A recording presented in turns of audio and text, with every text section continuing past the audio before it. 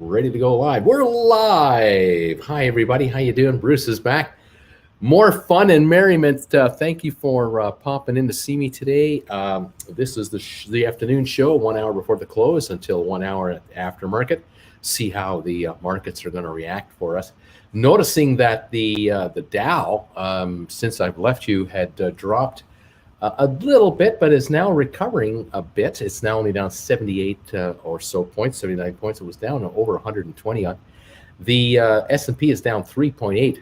Nothing happening there. And NASDAQ has turned to the positive. It's at 1386. And I'm not sure if NASDAQ, NASDAQ was underwater and has come back, it looks like.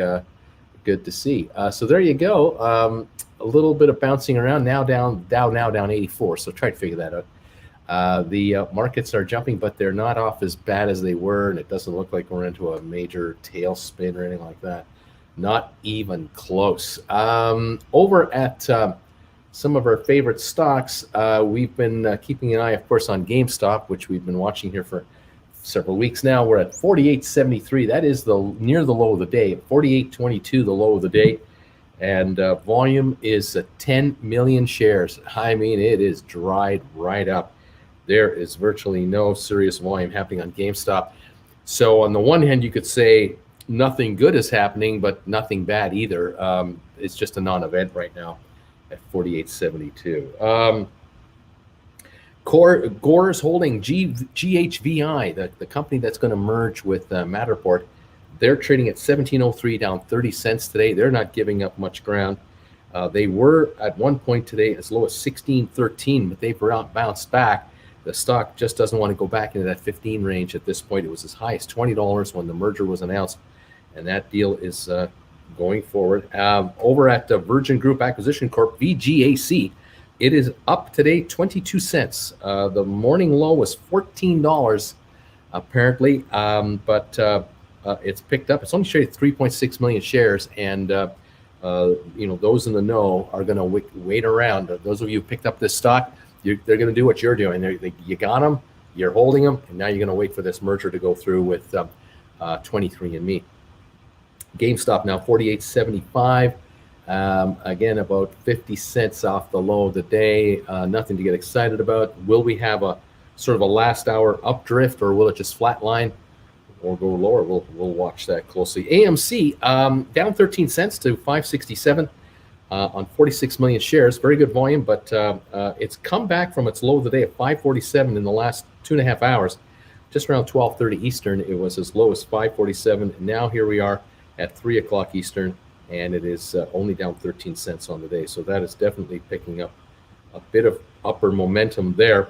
Bed Bath & Beyond has had a weird day. It started off with a real nice gain. It got an upgrade today as well. A brokerage firm on Wall Street upgraded the company and the stock.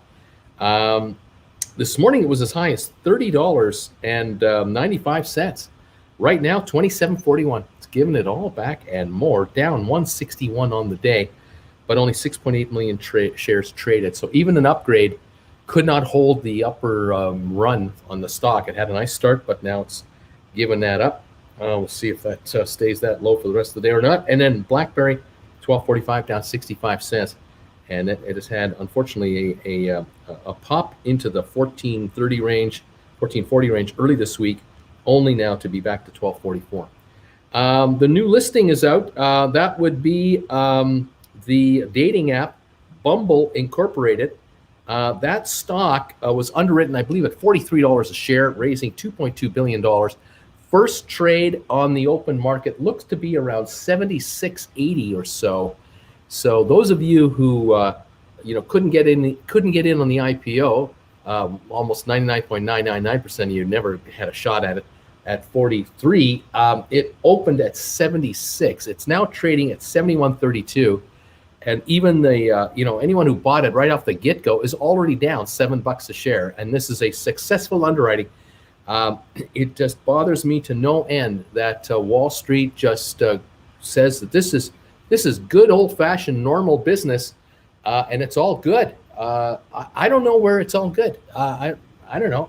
The public, investors out there didn't have a chance to get in at $43. No one had a chance to get in at $20 or $10 in the last 6 months when they were doing other funding rounds, if they did those down there.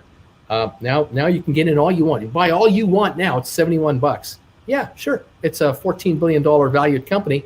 The company was valued at $8 billion on the underwriting. It was valued at about $3 billion only 8 months ago.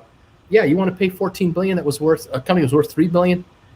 Help yourself. Go get all you want. I wouldn't be a buyer here. I like the concept of the company, though. I don't have a problem with what they want to do and what they're trying to do. Don't have a problem with it. 40 million customers, great. But the stock offering, like all these IPOs we've seen lately, so many lately, where the underwriting is done at one price and the opening trade is almost double, and you haven't got a chance to get in. I don't know why that is considered a good old-fashioned underwriting. I see winners, yeah, but they're not you. They're not the public at all. Now, how do you handle it? They raised $2.2 billion at $43 a share. That's a huge offering of stock. They don't allow a participation where you can put in for 100 shares or 500 shares, put a request in, and then they give you an allocation of 10 or 15 or 20 shares. They don't do that. The brokerage firms that sponsor the deal only sell the deal to their clients, and their clients are you try to open an account with a senior advisor at Goldman Sachs. See if they even take your call. You can't get in the door of that place unless you're coming in with some serious cash. Good luck becoming a client and then getting on the preferred list for an offering like this. Not going to happen. So unfortunately, that's the way that deal's gone down. But it's got momentum. Although it's back to 70, 71, it's had momentum. 35 million shares have traded. 50 million were underwritten. So this stock is turning over. A chunk of that stock is turning over like crazy, and the insiders are rich. The employees who have stock options are rich. What's that firm called? Blackstone, richer.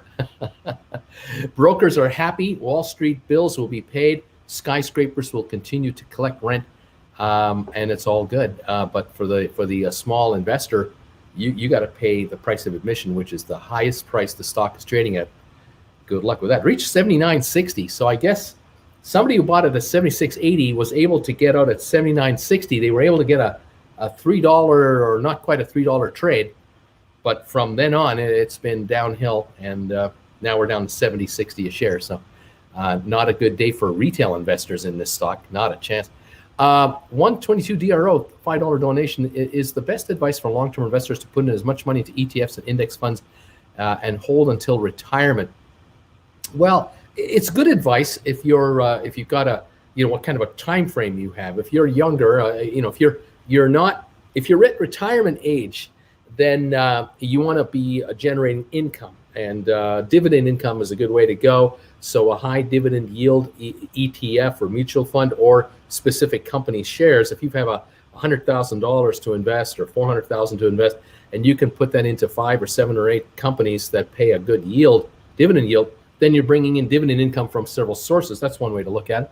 But if you're in your 30s and 20s and 30s and 40s and you want to build a stake, yeah, ETFs or index funds are a way to add to your portfolio from time to time, because you're going to be adding money into your account as you as you come into it, and you're going to build your position up. And it's a good way to have an average, pricing value of your investment, and you've spread yourself out. If you're going to go into a high growth stocks or the FANG stocks or index funds, whatever kind of interests you or wherever you think the action is going, yeah, that's a good way to go. And it's a safe way, it's a solid way, it's a conservative way, and you can probably sleep at night as well. Franklin Sharp Slicer, how you doing? Corporation Cannabis was up 140%, now up 86%. My $2,000 is totaling $6,900. Should I skim the top into bank? You're worth 60, so you're making money. Okay, great. You're up almost $5,000. Should I skim to the top into bank? So should I sell out? Well, you've done extremely well. I mean, there's no question about it. The question here is, did the stock sell too far too fast? Did it run too far too fast? In the last couple of weeks, I know a number of cannabis stocks have had a good run lately. to a crescendo first thing this morning, and then the end came at a moment's notice. I don't have no idea what the reasoning was for the run up so much and the stop so much, but these have backed off. $6,900 is a nice hit. It's a nice return, and now you can go shopping for your next deal if that's what you choose to do. Or on the other hand, you could take your $2,000 off the table, sell enough stock to take your $2,000 off, and whatever you've got left over is just house money, if you want to use a Las Vegas term. You could play that angle, and again, shop for your next investment with $2,000. I can't, the cannabis stocks. I have no opinion on them. I've never had an opinion on the cannabis stocks, but they got caught up in this crazy wave of buying today. It was just insane, and the correction has been severe this afternoon and this afternoon, I should say. A really crazy comeback. Looking at Sundial, it's down 50 cents to 245. That stock was over $4 this morning. Alpha at 1777, down 853. It was in the 30s this morning, I believe. As a matter of fact, I have here notes that I made this morning. I'll show you here. Let me just double check my camera. All right, this morning, these are my notes from this morning. Starting at 4 a.m., I started to just write some stuff down. Right here, this right here. This is Sundial. This is Organigram, Alphera, and Tilray. And I wrote down the price of the shares in the pre-market to see where they're at. And Sundial was $432 when I was looking at these stocks. Organigram was $735. Alphera was $28.90. Alphera right now, again, coming back to it, is $17.84. It was $28.90. That's $12 ago. And Tilray was $71. It's $33 right now. This is what I was looking at this morning, and I was going to talk to you guys about these stocks, and I did a little bit in the early show, just to kind of mention what's happening. But in no way have I recommended any of these to anybody. I wouldn't have. But it was hanging on these stories. These stocks were running on the hope, the dreams, the hopes, the wishes that people actually thought that that Biden administration and the United States federal government was about to make marijuana and cannabis completely legal for recreational use in the United States, along with medical. And that didn't happen today. And I don't know if that's what the market was expecting today, or they were expecting it soon, but there was obviously an indication given somewhere that this isn't happening anytime soon, or it doesn't seem to be. Like I keep glancing over my television. There doesn't seem to be any indication from any entities, any federal sources that would be in the know that this is happening soon. I think right now the Biden administration has got one thing on their mind. That's the pandemic that they're dealing with and getting the stimulus package through the front door, getting it done. $1.9 trillion deal. They want to get that done. So we'll see what's going on. Bruce, Eric Goebel, how you doing, Eric? Bruce, what do you think about Starbucks? My wife bought a few shares at $40 years ago, forgot about them. It looks like it's at an all-time high, but a big post-COVID bump makes sense. Yeah, it does. It does make sense, actually. A big COVID pop could be in order for the company. They've made some adjustments in the last couple of years. I don't know the deep details of Starbucks, but they have made corporate adjustments. And yeah, I would think that with people quote commuting to work in better numbers, but this could be 2022. I mean, we may not have this happen until late this year or early next. Yeah, there could well be, but other states are they're trying to ease restrictions, right? So the drive-throughs have been rolling along, and if more people are out and about visiting relatives and friends and or more workers, doing their thing, delivery drivers delivering, more traffic to the Starbucks could be in order. They're certainly ready to receive the business. The shares have done well. But how much more could they do? I don't know. 40 shares. If you're up on it, congrats. I don't think you have to worry about a crash of the stock as far as Starbucks is concerned. It's not like the stock is at an all-time high and it's teetering about to crash. No, it's a pretty steady mover. And of course, internationally, they've got locations all over the place, including China. So, there's parts of the globe that are doing better than perhaps the U.S. area, but the U.S. area is certainly due for an improvement when we're allowed to, go about our ways. So it might be a longer term hold. It could be a longer term hold if you're happy with you've got a return now. You're certainly not risking any money. You're not going to go back to where the shares were 10 years ago. That's not happening. They keep adding new locations overseas, especially China. So the company will be larger, and hopefully they will be in a better position to do business going forward. GameStop, by the way, $49.10 now, down $2.10. Stock has bounced up about $1, almost $1 from its low. Is that a little indication that we're going to have a little run up towards the end here and probably break even? Maybe. We'll see how that wants to go. What else have we got here? Daniel, hi Bruce, Dan, and Theano from Miami here. Costco ice cream still great down here. Oh, you guys are killing me. Can you explain what happens when Virgin Group Acquisition Corp converts into 23andMe, or how the merger works with those already who own the stock or the calls? You don't have to do a thing. You don't have to do anything. You might get a notice from your broker that you can vote on the merger. The record date, the so-called voting date, has to be set. I'm not sure if that's been done yet. I know the board of directors of 23andMe and Virgin Group, they've approved the merger. They've endorsed it. It now goes to shareholders for a vote. Now, you may get a vote from the Virgin Group side of the ledger. And of course, all the shareholders, the private shareholders of 23andMe will vote on their side.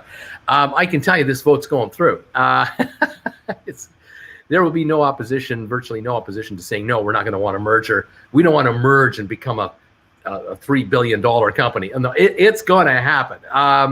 And so technically that will take place, but you don't have to do anything because when the merger is physically done, the actual documentation and the certificates are brought in to the trust company and then issued back out as 23andMe. Nothing happens to you. You'll just notice on your account online that one day you're holding Virgin Group VGAC stock, and the next morning you take a look at your account. And go, oh, I've got ME stock now. My stock has changed names, and the options have changed the name, but the terms and conditions are all the same. The trading price is the same as it was last night until obviously where they start trading when you open the next morning. And now the company is officially, shifted over. And there will be a lot of press about it. You're going to hear about it. This isn't going to be done in the middle of the night without you knowing about it. You're going to hear all about it. It'll be financial news. There'll be a lot of financial news released about this deal. And immediately upon it, when it's done, there will be a lot of press coming out for what the plans are. They'll start interviewing insiders of the new company, and away we go with all kinds of promotional press and hype and everything else. Bruce, Starbucks is also a stock that pays out regular dividends, worth taking into the equation for Eric and his wife. That's right. If you're getting regular dividends from the company, thank you very much. If you've taken dividends in the form of additional shares, then you might be getting fractional numbers of shares every quarter instead of cash, and it's just you're just building your position in stock. You have that as well. Larry says Starbucks coffee sucks. McDonald's is better. The Jade Assassin, coffee isn't going out of fashion as so many people are addicted. I know that the Starbucks company is an absolute, they're masters at their craft. I mean, they've got this down to an absolute fine art science. They know their stuff. The Starbucks are everywhere. We don't have one in Creston because we're too tiny. The nearest Creston to this house normally is across the border in Bonners Ferry. Unfortunately, and that's 20 miles from here. But in Canada, the nearest Starbucks here is in Cranbrook, which is 1 hour and 10 minutes by car. a little north and east of us, unfortunately, and we don't drive that far for Starbucks coffee. Jen and I might get out for an hour and a half once in a while in our car. We drive to our nearest Tim Hortons here. We do have one of those, but we don't have a McDonald's either. So this town is tiny. Joel, Virgin Group AC, literally the only stock in my entire portfolio that's green today. Thank you, Bruce. Up 30 cents at 14.58. I think those shares they're going to hang around here now for a little bit of time. I don't expect forever, but just maybe a few more days, maybe another week. But as each week goes by, we get closer to the closing of the deal with all the legals being done, all the auditing being done. The filing with the New York Stock Exchange people, the SEC. And as we get closer to the final, the actual merger and when everything is one big, happy corporate family, these shares could drift up again back to kind of where they got right after the deal was announced, which in this case, I think it hit 18 a share, and they might reach that 17, 18, 19 neighborhood or higher. It all depends on just how there'll be certain stock analysts for certain brokerage firms that are going to want to do a write-up on this deal. They're going to want to write up the new company, review their plans, but they're going to listen to what the company has to say first. They want to hear from the merged new corp, the people who are going to run it going forward. And then they'll announce, they'll make a judgment on what they think. And by that point, the shares could be 18, 20, 24, and then the future is, whatever the future is. I think you've got a winner here. The question is it going to go up just 5 or 10 or 15 bucks a share, or is it going to reach 30, 40, and 50 in the next year as they probably arrange new partnerships and alliances and maybe a takeover or two of other companies that they'll bring in? There will be a lot happening because when you got 950 million cash, you're going to be doing stuff. There is no doubt about that. Bumble, the Bumble stock right now, let me take a look at it. Where is it now? I should just look here. It is now $70.31. Not going very far at all. GameStop 48.88. Dow down 38 points. It's coming back. S&P only up a half a point, and NASDAQ up 26. They've gone green. We'll see if New York recovers. We have 38 minutes to go, and we'll see what's going on. Alrighty. Where was it? Oh, I was over here on the comments. Where was I? I was talking to my peeps. Hi, guys. Thank you for being here. Appreciate it. Johnson, Raymond, the stock will automatically become ME and the VGAC disappears. That's right. That disappears, and it's now going to be known as 23andMe. Stock symbol will be ME. And Sir Richard Branson, enough said. That's right. You're going to hear about this deal. Richard Branson is the guy who started the Virgin Group Acquisition Corp, and he is going to be exploiting the virtues of this merged company like there is no tomorrow. So yes, absolutely. Let's see here. Bruce, Ben Spokar. Hi, Ben. So how you doing? Broker doesn't allow ETF. Ticker VUSD follows the exact S&P 500 SPY ETF. Good.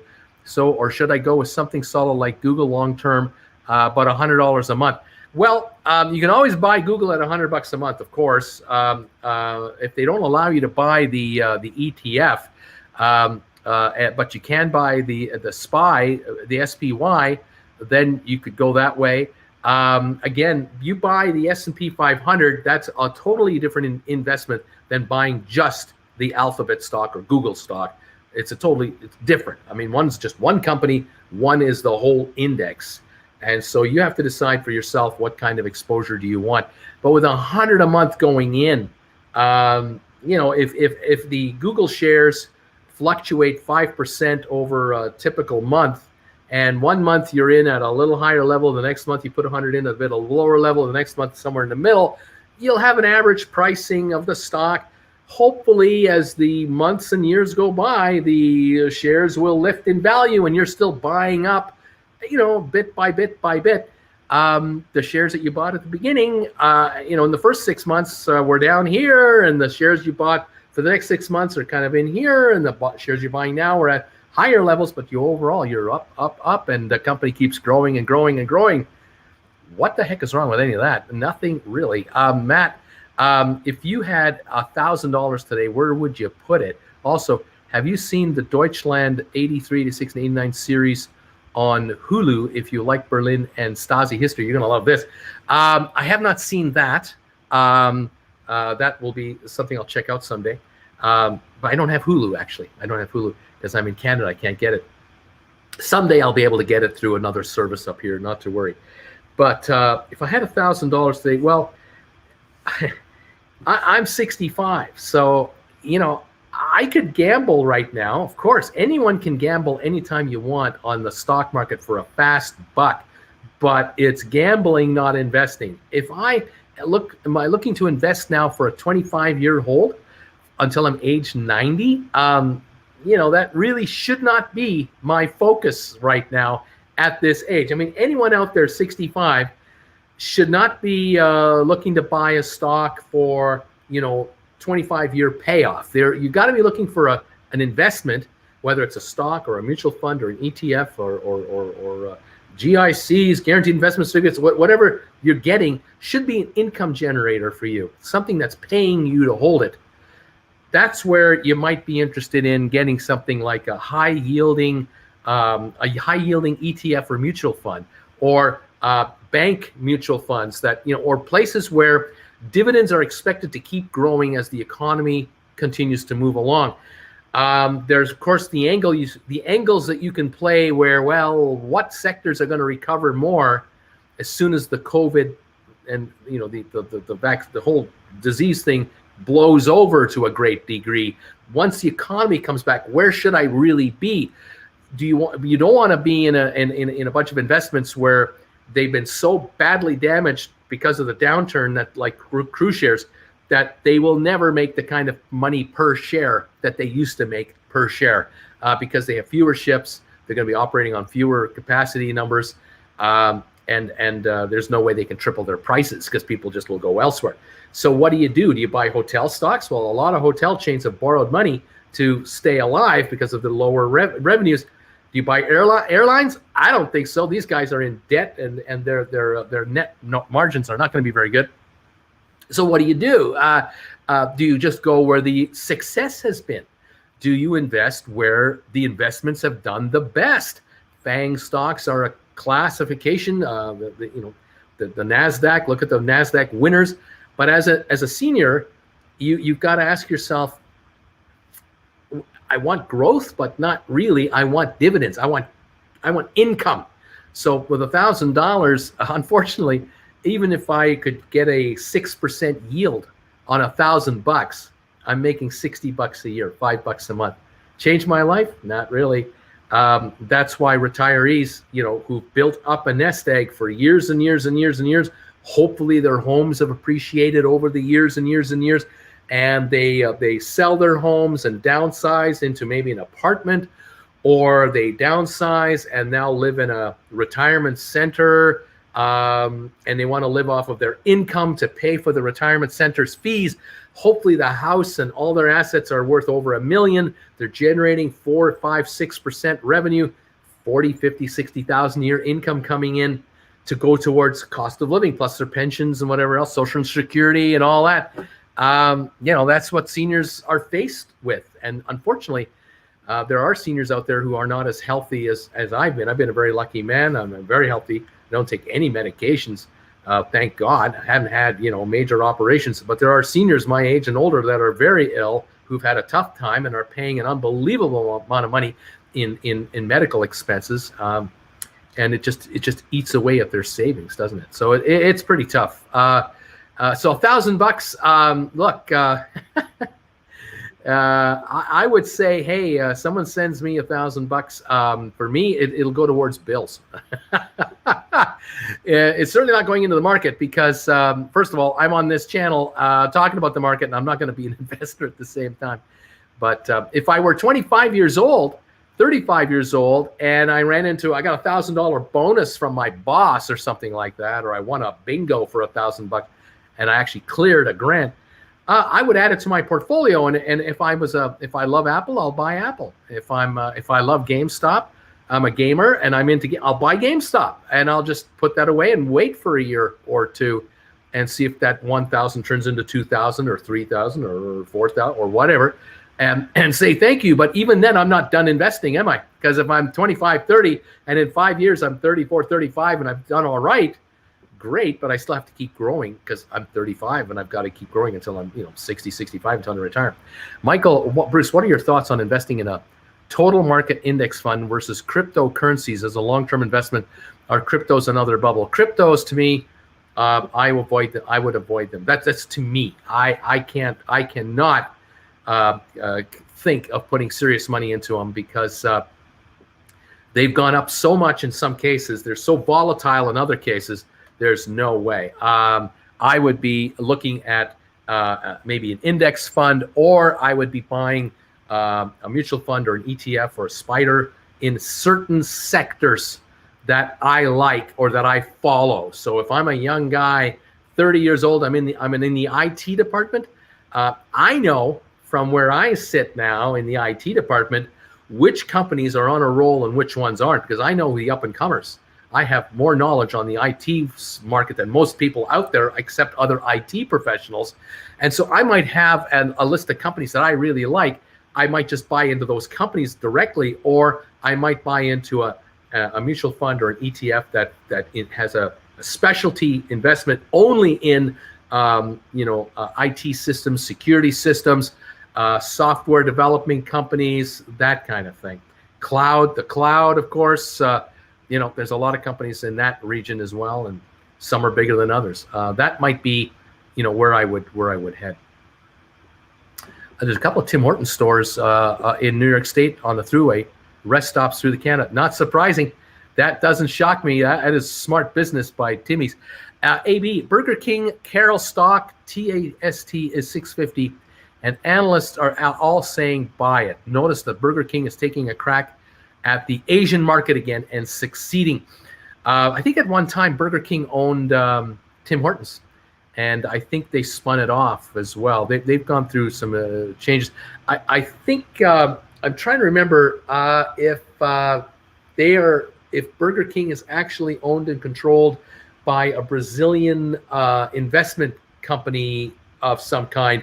I thought they were, and I thought they relocated their world headquarters to Toronto about 10 years ago because the taxes wherever they were, it was just ridiculous, and so they moved right into Canada instead, and they were given a much better corporate environment for business. I don't know what to make of Burger King and Carol's. If the analyst is saying buy, they've got a reason for it. They obviously like the business plan of the company going forward. But I can't comment on whether it's a good deal or not. I know that they've definitely made changes. 49.55 on GameStop, 49.71 on GameStop, down now 149 a share. The stock has come back about $1.50. Mind you, the range on the day, it says 48 to 55. I think the 55 was right after the opening. Most of the day here, the shares have been between 48 and 50 bucks a share, and we haven't seen 50 since this morning. So we're now 20 cents away from 50 bucks a share on GameStop for the first time since really early this morning. See if it can come back to the opening price, which is closer to 51 something a share. 49.76 on GameStop. Did you hear the news that the U.S. Treasury, the U.S. Budget Office, which is a non-political agency, is estimating that the U.S. deficit will stay at $1 trillion or more for the next number of years, almost the next decade. That's being talked about. Keep in mind, folks, that that might be true, but the reality probably is that while the U.S. deficit might be at $1 trillion or more a year, two things are working in the favor of the American taxpayer. Well, three. One, interest rates are zero, so to carry this debt is virtually free. Two, inflation is virtually zero, 1 or 2% a year.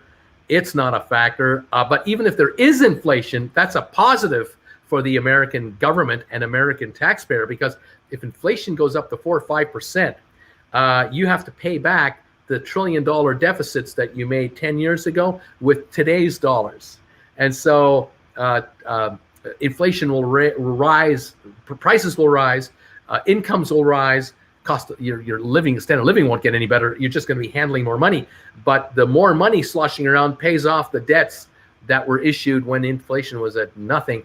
And so $1 trillion yesterday is 800 billion today to pay off in actual money. So you use $1 trillion today dollars that would have been worth 1.2 trillion back then, which is now.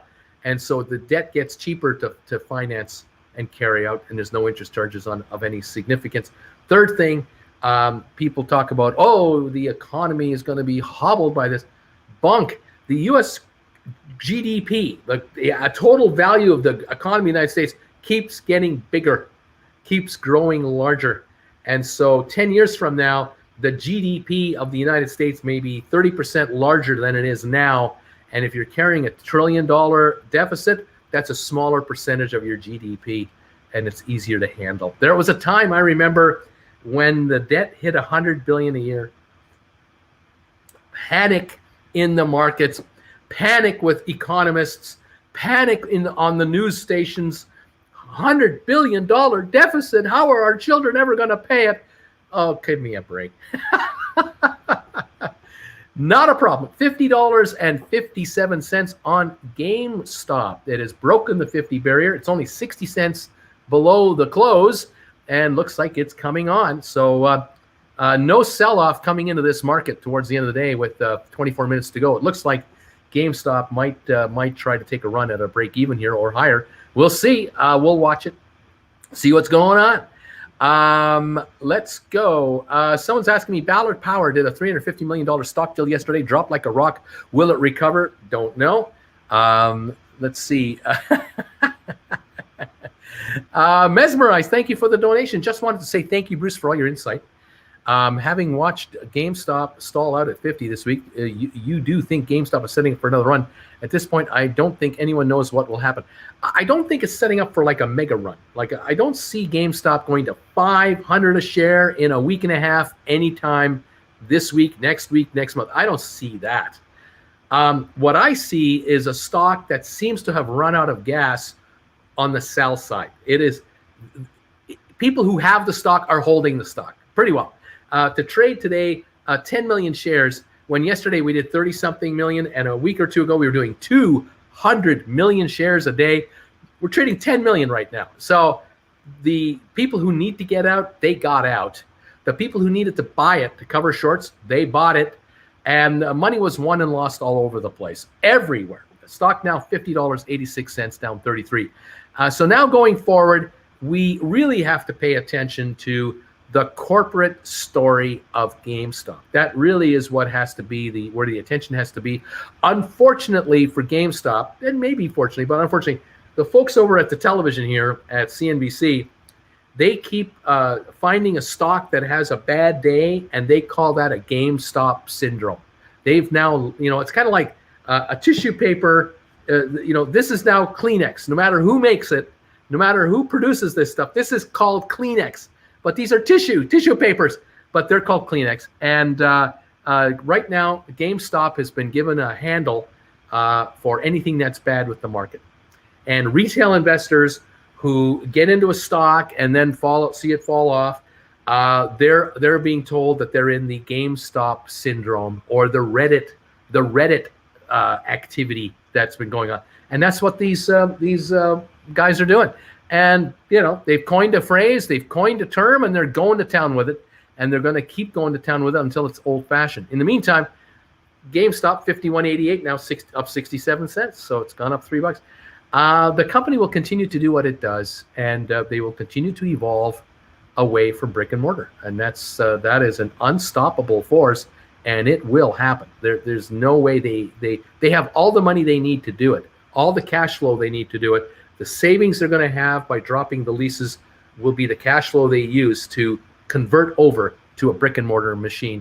And it'll be, if they do it right, it could be a powerhouse if they do it right. And I think they got the right people at the top. Now they're bringing in the managers at that level to make it so, and they're stealing from all over the place. I'm pretty sure more announcements will be made in the not too distant future by the company of additional staff joining in.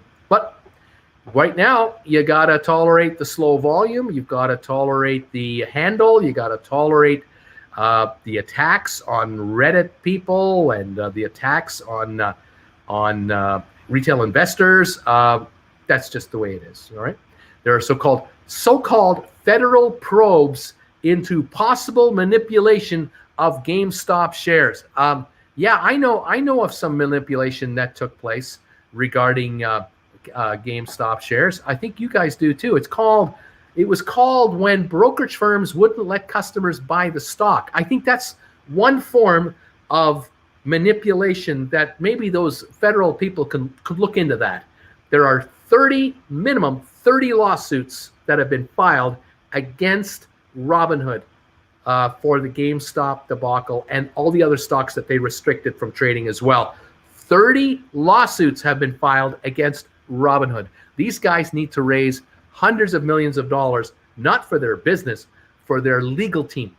Robinhood is going to be fighting these guys off in courtrooms for years and years and years, because a lot of these lawyers are doing class action lawsuits where they sign up customers who were done wrong by Robinhood for free. They're not going to charge the customers any money. They're only going to get a percentage of whatever they can get their hands on from Robinhood's pocketbook. And so this Robinhood IPO, they're going to have to add 15 pages in the prospectus, because there's going to be 15 pages of all the suits that have to be listed there that have been brought against these guys, and why and who and what. It could be a deal killer for Robinhood to go public. It could be a deal killer. Now, I heard and I saw this morning a story where there are people who are driving to Menlo Park, where the company is headquartered in California, to show up at the doors of the company. They want to talk to people at the location, but the doors are locked. You can only get in if you have a pass and all that. There's security. The cops have been called. People have been taken away, told not to hang out there. But there are people orchestrating protests with picket signs, walking around this place, accusing them of stealing their money and all this stuff. And this is not over for Robinhood at all. GameStop did nothing wrong. The corporation, they did nothing wrong. They didn't say a word, as you know. I was begging for him to speak. I was begging for him to raise money. I found out reading another article, someone sent me, and thank you for that, talking about why didn't the company raise money? Why didn't they raise money? They did have a shelf filing with the SEC to raise $100 million that they could have, gone forward with, but they chose not to do anything during the run-up to raise this $100 million cash that they had indicated they might want to raise. Story has it that it's possible that the company, being in the middle of a quarter and coming to the end of their year end, they didn't want to upset the apple cart with their auditors and have a bunch of material stuff that might delay their financials coming out. It was going to make a major deal. But I think also they were advised by securities lawyers that in the environment that the stock is in and the run-up that the stock has had, the last thing you want to do is try to raise money at $400 a share, because if the shares go back down to 200 or 100, even after you've raised money, you guys will look really bad, because it'll look like you sucked in people at 400 a share, knowing it was going to 200. Well, then they would have all kinds of lawsuits. All these lawyers would show up, class action lawsuits against GameStop. So they did nothing. They stayed back, and right now they're still doing very little, because they're not getting themselves into any trouble while all this other stuff is going on with Robinhood, Fidelity, Webull, all the other firms that halted or would not allow people to trade the stock. Kevin is saying something to me. It seems you pick what comments to respond to and draw out the chat to respond to what you want. $200 donated and you haven't responded once. Kevin, goodness gracious.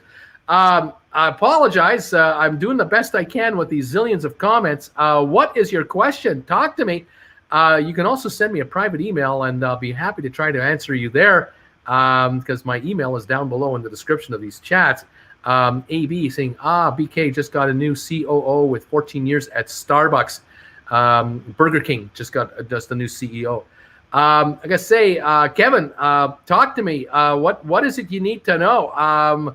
One Webull users need to opt out of stock trading, and Robinhood users need to swap to cash only accounts. I agree, Kevin. I have been saying to anyone who will listen, while the shares went up to 500 a share, just buy this stock on GameStop with cash only. If you're in at margin, get out of enough stock to pay down your margin to zero and hold the rest for cash. Absolutely. Taking money off the table is another smart move you can make. Don't get caught holding stock that you owe money on, because who knows where it'll end up when it settles itself down. 51.44, by the way, it's up 24 cents on the day. So it's come back from the low, which is 48.22. That's a $3.22 recovery in the last 20 minutes. We now have 15 minutes to go until the day is done. Justin saying, Kevin, knocking one out. There you go. Right on, Kevin. By the way, Kev, thank you for this donation and any others you've made. I do, I appreciate it. Yeah, anything I can do for you, by all means. If you can't get an answer from me on these live chats because of how many I get and how I'm trying to keep everyone posted on what's going on in plain English, send me a private email. The email address is down below in the description of my videos, and you can just fire me a message there, and I'll attempt to get back to you. I do the best I can.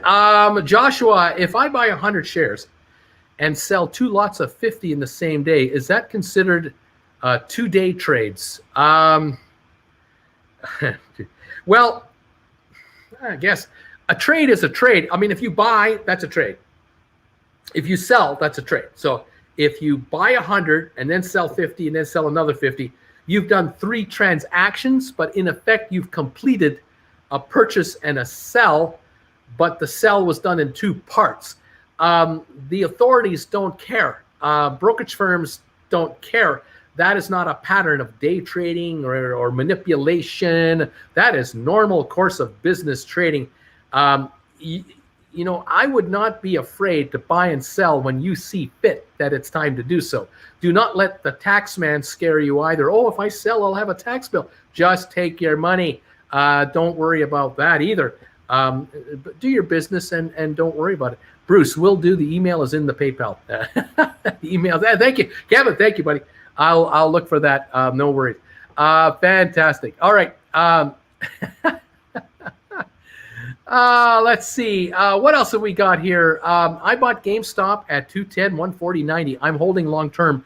Would it be wise to buy more now or lower my average in case I need an exit? Well, like I said, if you have capital and you now grab some at 50, you're going to bring your number down yet again. Of course, it's just mathematics, nothing personal. It's just mathematics, and money is a function of mathematics, making or losing it. So yeah, I mean, if you're picking some up down here, you're going to bring your average down again. It all depends on how much money did you put in at the first price. How much money did you buy at the second? How much did you buy at 140? How much money did you put in at 90? If you're putting in even more money now, like more money than you put in before at 50 odd, then your average will really come back. You might be down to the 120 range, whatever. But you have to be comfortable with the investment. You have to be comfortable with the time frame. I can't tell you, precisely when the shares will, recover to a higher level again or reach new heights. That I can't say, but we'll be following the developments of the company going forward, and you'll hear it from here. If the shares move up or if the company makes a specific announcement, you'll hear it from here. Yeah, I'll be happy to tell you guys about it. Let's see. Do you think that GameStop and AMC are being heavily manipulated? If so, doesn't that mean that the hedge funds are still trying to cover? So we'll see another squeeze. With only 10 million shares traded in GameStop today, there is no manipulation going on. It is Deadsville. Desk traders are bored to tears today. Hedge fund traders are hardly touching the stock today, one way or the other. It's very quiet on the GameStop stock today. There's nothing really going on. I would bet you in the first hour it traded 5 million, and it's done 5 million the rest of the day. It is dead quiet. So no, there's not going on. On AMC, down 11 cents, and the high of the day was 585. The low of the day, 547. It's a 40-cent swing. There's no manipulation there. The good news as far as AMC goes, what I see for today is that when the shares reach the bottom right here, they've come up here. They've come up all day from here to here back to where they are now. They're still down 11 cents, but they've come back fairly steadily after being choppy in the morning. They've just had a steady rise back, but it's been slow. 52 million shares of AMC. That is dead quiet. That is another stock that is not being jumped on. These two stocks are not the stars of the day. The stars of the day were the cannabis stocks. They're the ones who were running in the morning and then crapped out later in the day and have had a terrible time of it. And of course, the big star of the day is this Bumble IPO, trading now 40 million shares. You can bet there are hedge funds in and out of that thing right now. 1 million shares at a time, 100,000 shares at a time, 20,000 shares at a time, shorting, covering, shorting, day trading in and out, back and forth like crazy. But the stock, 71.10 is the price now as we're coming into the close of the day. Last 10 minutes to go. High of the day, 79.60. So for retail investors, this is a dud because they could only get in at $76 or higher when it started. And it's been down ever since and hasn't gone any higher. It didn't go to $90 today. It didn't go to $100. But it went from 43 on the offering right at the first trade of the day, 76. No one had a chance to get it at 44, 45, 46, 47. It didn't trade there. It just opened at 76. Game over. Shop closed. You missed your opportunity to make a wager. You never had a chance to make a wager. That horse race was closed to the public, and that's a done deal. But, you know, I keep talking about this. I keep crapping about it. SEC seems happy. Wall Street seems happy. Analysts are happy. It's just the odd commentator that is just not happy how retail investors seem to be the last people to be able to buy into hot deals. And they're expected to pay the top dollar that the shares trade at, and then good luck making money.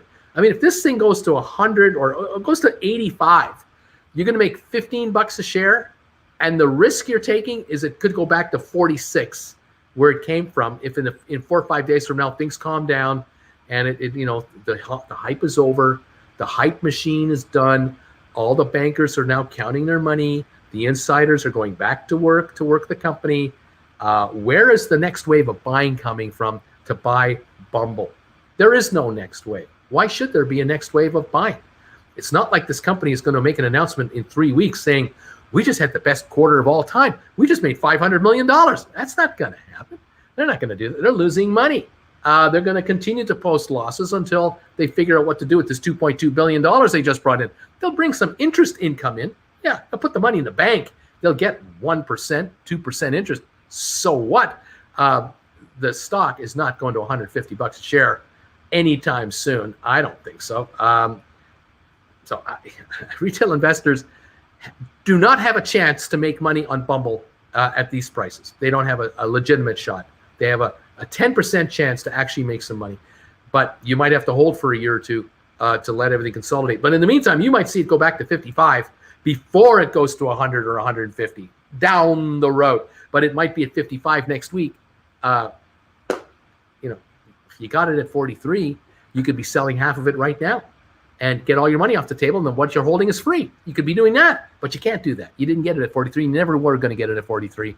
And this is what I have a problem with, these hot IPOs that are hot for those who are in, but not very hot for the rest of you out there. You're not allowed into the deal. Anyway, there you go. Just me ranting because I think retail investors should be given a better break, but that's just me. You know what I would love to see is if there were ETFs out there, exchange traded funds, and exchange traded funds were specializing in IPOs where they were buying into the pre-IPO deals. They bought a block of stock at the IPO, and then upon listing, they were allowed to sell half of the shares into a hot market. Then people could buy the IPO shares, retail investors, $50 worth, $500 worth, $1,000 worth, whatever you got. And you can just ride these, these coming IPOs as they go. Some years there's lots of them, some years there's not very many, all depending on the market conditions. But the ETF will fluctuate with the volume of the IPOs. But I don't think anything like that exists. There's no way that Goldman Sachs is going to cough up out of them whatever number of shares they sold at $43. They're not going to cough up 5% of those shares to an IPO that is, I'm not an IPO, to an ETF that's only function is to really flip it later to make money on it. They're going to give it to the clients. They've got, every broker has clients that lose money. And every broker will call a client and say, hey, look, and Harry, I'm sorry that we tried to make money for you on that deal last year. It didn't work out. And I know you lost 30%, but I got something for you. We got a hot IPO here, and I'm allowed to sell you 1,000 shares of Bumble at $43 a share. We can even margin it for you. So you only have to have 20,000 of capital to buy 40-something thousand in stock. We'll front you the rest. We're going to get you in there because it looks like it's going to be a hot opening, and it opens up at 70-something. They sell them out right away, and they lock in a $35,000 profit on 1,000 shares or whatever it is. And there's a partial recovery of the 200,000 you lost or the 80,000 you lost on that deal. Here's a gift that helps get some of it back because we want your business. That's what I'd be doing as the broker. I wouldn't be offering any of this stock to people I don't know, and I certainly wouldn't offer it to an ETF that I know is just going to flip the stuff. I want to be the flipper. I want my customer to be the flipper, and I want my customer to score a deal because as soon as that customer turns $43,000 into $75,000, they're going to say, what can we buy next? And then I've got another investment lined up for them in a couple of days, next week sometime, and I'm making a commission all over again. That's the broker way. That's the Wall Street way. You don't let outsiders in, especially people you don't know.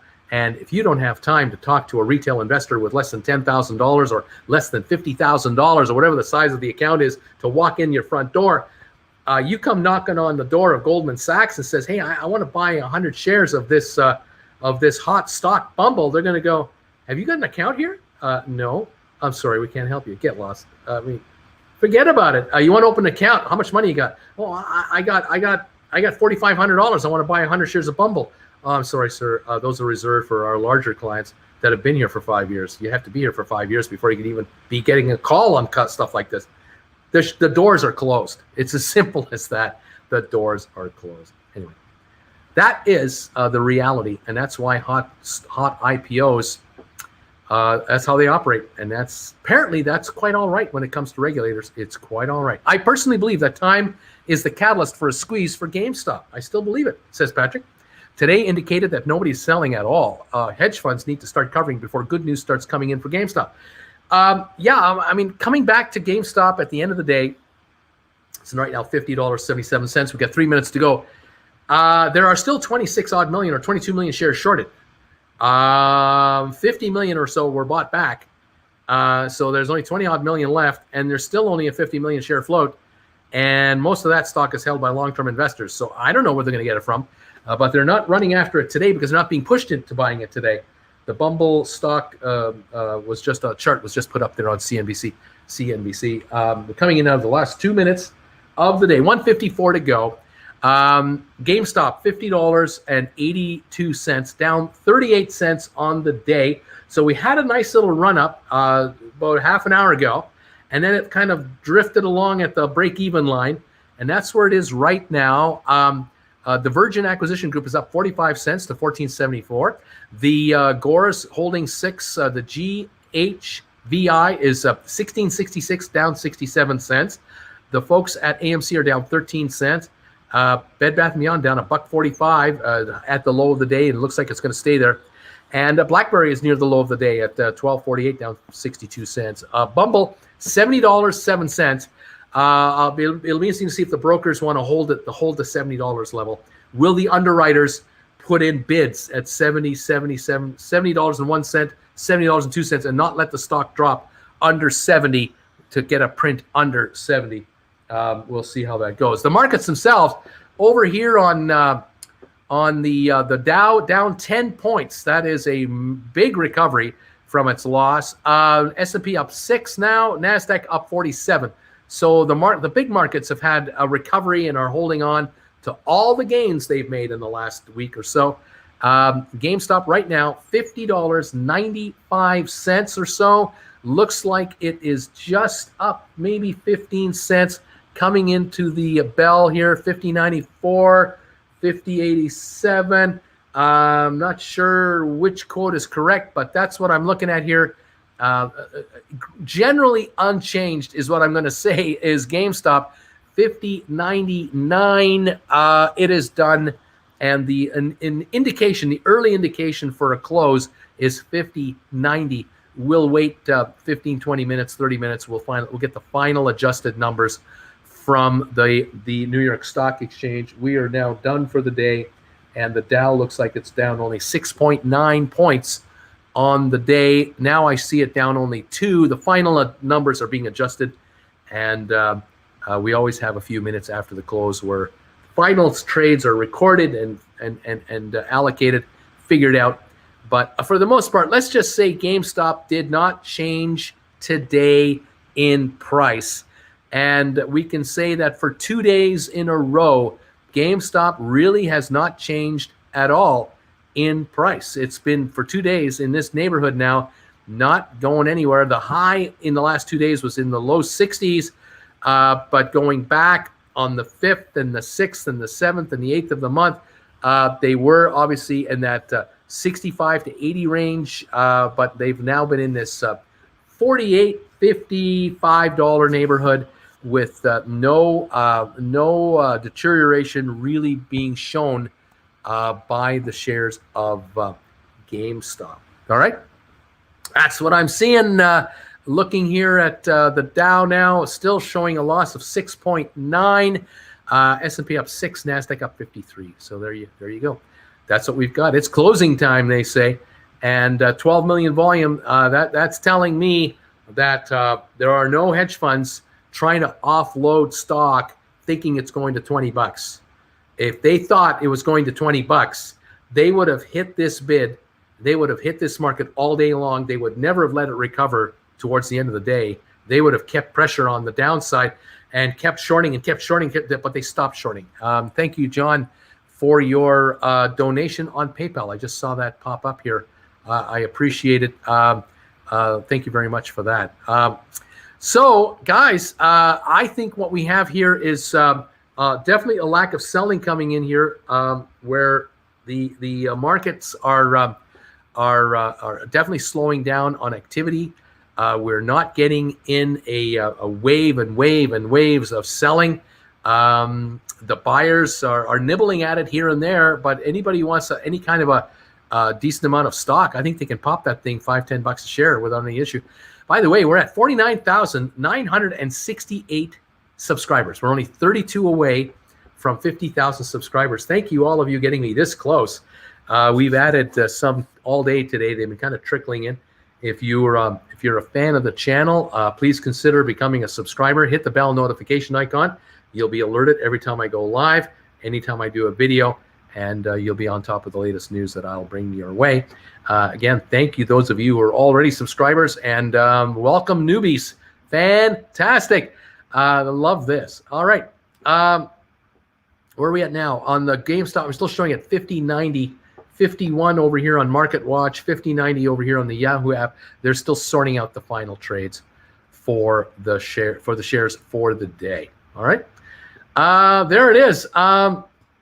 Any comments that I need to get to here? Let me take a look here. Excuse me. D Gray, thank you, D Gray, for your donation. I appreciate that. Antoinette, I got diamond hands. I'm holding on to the moon. Mason says, give Bruce a like. Right now we have 463 thumbs ups.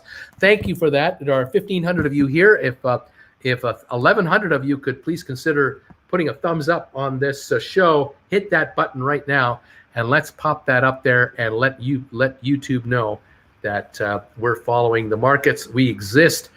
Send more followers our way, and we will build a larger following. And anything like that's a good thing, I would say. Thank you, everybody, for doing that. We're approaching now quickly approaching 600 thumbs ups right there. That's wonderful. Thank you, everybody. Can you talk about, James, can you talk about what a 3-day weekend does to the market on the Friday before? Sell-off, swings, lax, hedgies.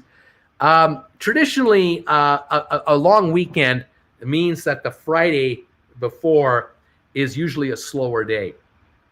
A lot of public companies know that you don't release news announcements on the Friday unless you've got bad news. If you've got blockbuster good news for your corporation, you try to do it on the Thursday before the Friday, and it's first thing in the morning, Thursday. If you've got bad news, you try to release it after the market is closed, and the perfect time to do that is after a close on a Friday afternoon before a long weekend. That is the perfect time to release bad news as a government, as a mayor, as a governor, as a president. That's when you want to release just crappy news, because it comes out late on a Friday, and then it takes 3 more days before people are back to kind of pay attention to what's been going on, and that's old news now. It's an old trick that is done by many firms, many PR agencies. There's a way to just, delay or hide or try to minimize or find a way to keep it, not public. Congratulations on 50,000 subs. Mia is saying, thank you, Mia's ideas. Sam Kirkland, what's your opinion on XLM future? I'm not sure what XLM stands for. Let's take a look here. XLM. XLM. What do we got here? We've got, that's XLM Media, trading on the London Exchange. I don't know if that's what you mean. I'm not sure what that actually means. Some kind of a publishing outfit in London. I don't know. Is that who that is?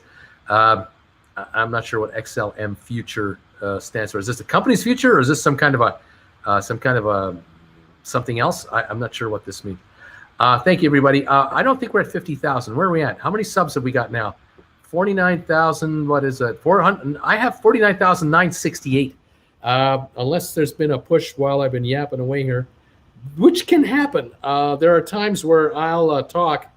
I'm known to talk, and then all of a sudden stuff happens and I don't see it. Now I still only show 49,968, but we're hopeful. We are hopeful that we will get to 50,000 tonight or tomorrow or whatever.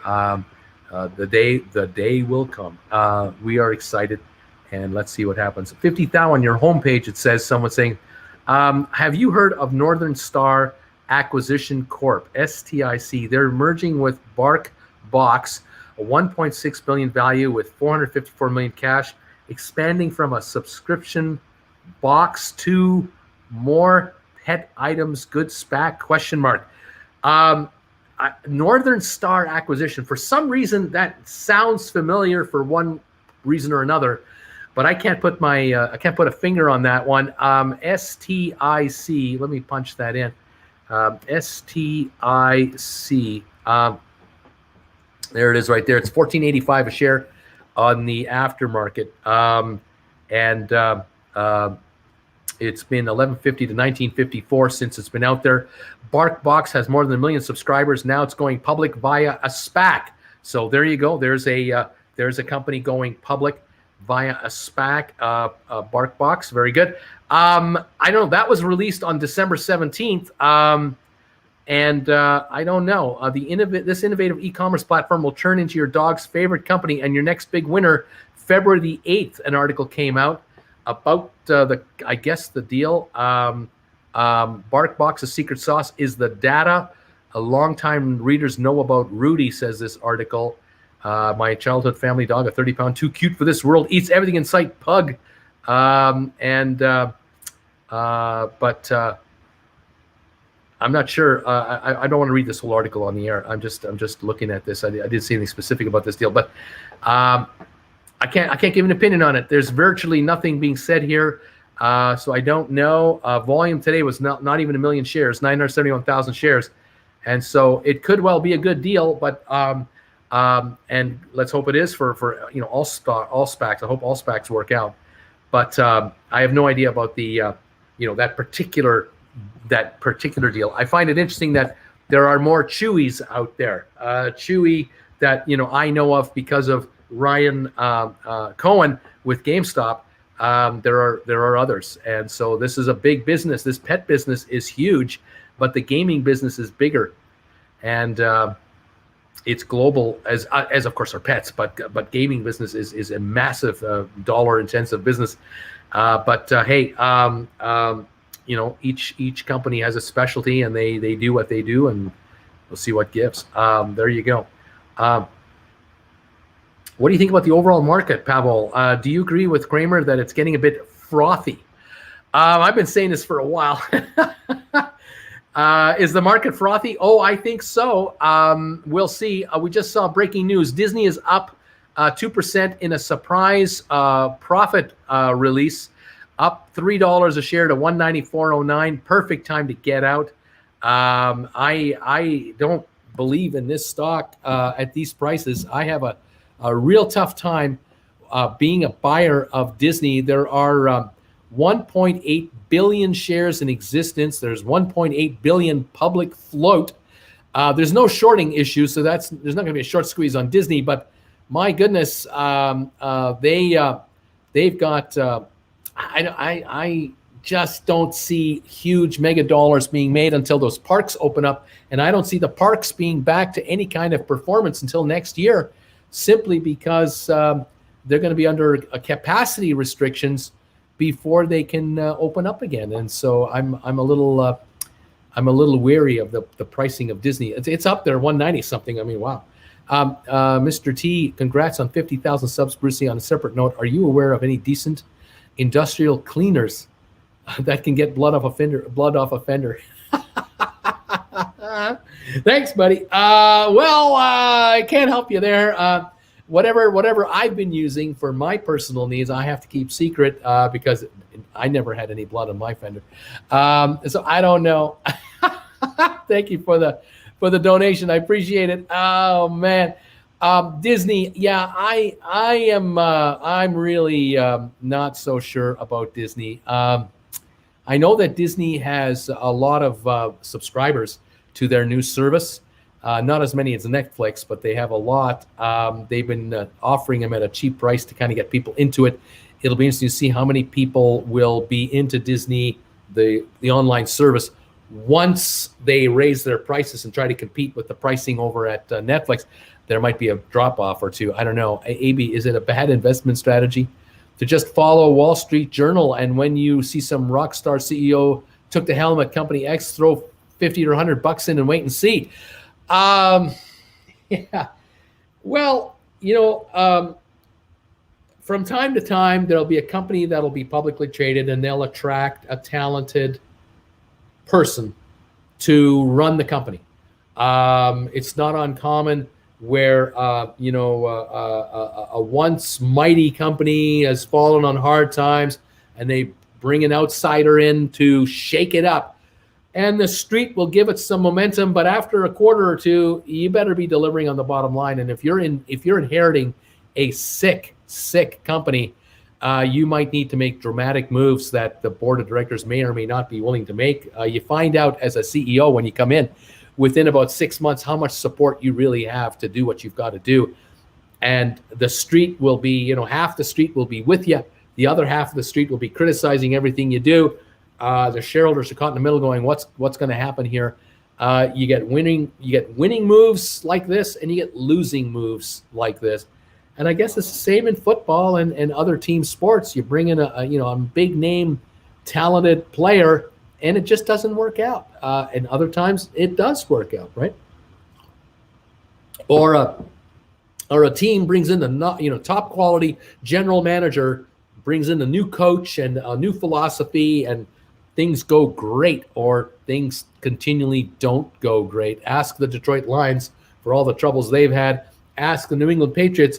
They made one move a few decades ago that kind of paid off for a long time, and they're still sticking with that guy as long as he wants the job. So we'll see what comes. Thumbs up for Bruce. Thank you very much, Ryan. Thank you for this donation. Congratulations on 50,000. Everyone's telling me I got 50,000. I can't find it. Let me see here on this listing here. 49,968. Let me take a look over here. I have another place I can go to see if I've got it. Just bear with me, folks. Well, clicking away here on my computer, and I'm not ignoring you, but I'm checking to see if I can find an actual official. Okay, here it is. According to Social Blade, 50,000 subs has been reached. But I can't. My own YouTube stats won't tell me that, which is kind of frustrating when you think about it. You're going, well, you'd think YouTube would be the first outfit. Your own internal analytics would show you that you have 50,000 subscribers, wouldn't you think? And it's stuck at 968. So if we've hit 50,000 subs, I want to say thank you, all of you, for letting me know, which is great. Thank you, those of you who've become subscribers in the last month or so, because almost all of you are here from in the last 30 days. I do see it now. No, I don't see it now. I'm sorry. I stand corrected. I don't see it now. No, I still don't see it on my actual stats. Not yet, but I did just see a donation come in from Joshua on PayPal. So thank you, Joshua, for that. I appreciate it. We're pleased to see, Jen and I are always pleased to see these PayPal donations come in, as well as these super chats. Ryan, thank you again for your donation today, and all of you out there who have donated today. It's much appreciated. I see a donation from who was that? GL Thomas. Thank you, GL. Again, from obviously from Joshua Haverlock. Thank you for that PayPal donation that I see. I also see John Mervin. Thank you, John. Love your stock channel, Bruce. I tune in every chance I get. Thank you very much for that kind donation of yours to my PayPal account here. And that is where I'm watching those from. Okay, that's what's happening there. Like I said, kids, I'm trying to see if others are coming through. The official notifications are coming in, but I don't find them anywhere. Antoinette, my son is a famous gamer. His team is working on sponsorship with GameStop, by GameStop. They will be collaborating with gamers doing paid partnerships on IG. Right there, that is info you're not going to find from any Wall Street analyst, because they're not going to.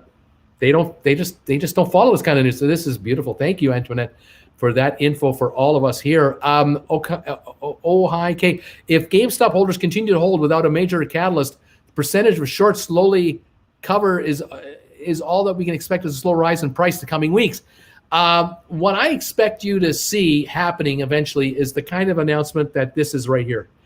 This right here, he's a famous gamer and he's working on a sponsorship with GameStop. I think there's a lot of this going on, a ton of it, and it is happening behind the scenes. It's happening between gamers and the company, and you're going to hear this kind of stuff, and it's going to be promoted across the social media sites that gamers follow. In other words, it's not going to come from CNBC over here. These guys are not going to be your source for breaking GameStop developing news. You're going to hear it from gaming sources first, and then it's going to be on Reddit.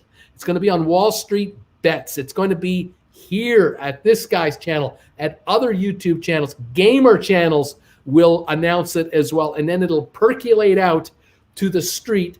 And by the time these guys cover it, they're going to be the last to know. And they're going to wonder, why is the stock up $40 in the last 3 days? Why is it doing it? Then they're going to hear, oh, this is going on. Well, is this real? Is this any good? We'll have heard it weeks ago. And we'll be waiting for the stock to do something. The stock starts moving. And these guys will still be the doubters, the Debbie doubters, wondering what's going on. Why would a stock like Sirius XM stay under $7 for so long? Been eyeing since 2016, and the UTS only gone up about $3 since the time. They took over the other satellite operator, and I think they carry a mountain of debt. I think that's the deal. I can't say for sure. I don't have the books. I don't look at the books. I don't follow the stock. But I believe from way back when, like I'm going back now 10, 12, 15 years, when they became the size they are now, they did it through a lot of paper And that could be the other issue. There's so much paper out there that it's going to take a Herculean amount of money. And I think that the game is always the same, where the company is constantly trying to hang on to their subscribers. I have satellite radio in my car. I love it. But I had it with my car. I had it for a year or two. Then I dropped it. Then I got it back, and I dropped it. It would expire.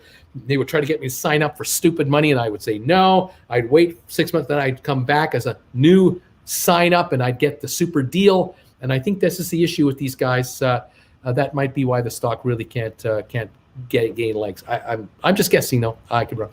Kevin, email sent. Bruce, love the channel. I'm hooked. Keep it up. Left out in the email. I like the early market and close at vids over one vid all day. Kevin, thank you, buddy, for your donations today, whatever donations you made, and I'll be looking for your message later, and we'll talk. Here we go. Another reason is because Sirius XM is terrible. That's another reason. We'll see. I think Sirius is old news. Most newer cars have ways to stream your phone and apps like Spotify into your car speakers. That also is happening. That's true. That's interesting.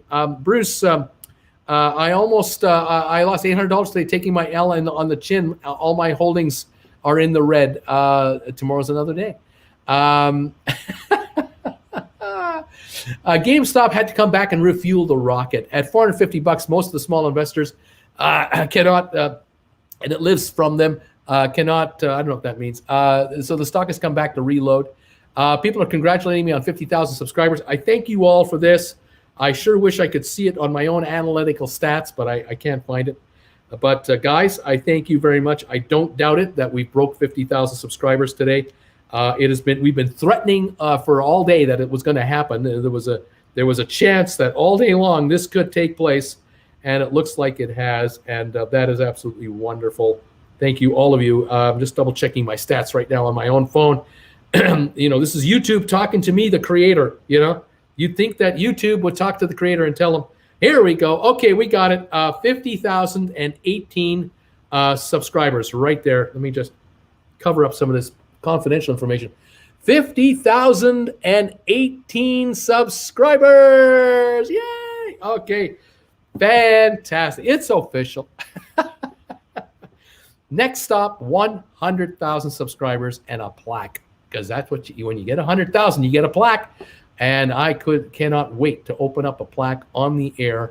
That would be fabulous. Again, thank you, all of you, for your support, your kind words, your best wishes, everything fantastic. The other channel I have has 62,000.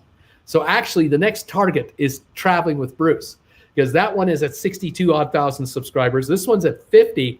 So now we got 12,000 more to catch the other channel. And something tells me that this channel, the stock market channel, will become my largest of the two. Because we're not going on a cruise for a long time yet, but the markets are open and will remain so. And so something tells me that that'll be the direction we're heading. Disney in the after hours is at 193.74, up 283. Yeah, it's higher, but it is not like really surging. So it's better, but I don't know. Paid subscribers are at 94.9 million in the first quarter for Disney. Earnings per share, 32 cents versus 34-cent expected loss per share. First quarter revenue, 16.25 billion versus expected 15.9 billion. And those numbers are obviously down from what they normally would be because the parks are essentially shut down pretty well all over the world.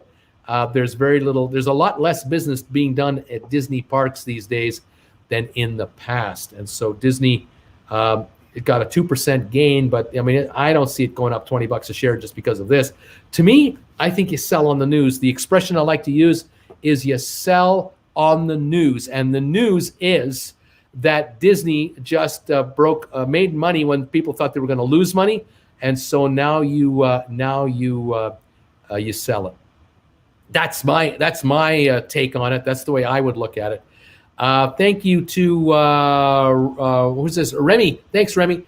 Bruce, volume looks to be the lowest it's been in 30 days. Any thoughts? Is this on GameStop? I've been talking about that all show. I've been talking about that all day today. Thank you, King Paid, for that. We're on to 100,000. That's right. We are mighty. Thank you, Antoinette. Red Solo. I have to ask him. He doesn't need spammers on his channel or IG asking him exclusive information. Thank you, guys. Michael's going, yay! Sharon's going, yay! You got 50,000. Way to go, Michael. Way to go. Geo, Bruce, get some blue lights eyeglasses. You need them. Let's see. Play the fireworks. There's a good idea. Let's do that. Let's play the fireworks right now. We got 50,000 subscribers. Here we go with some fireworks right here.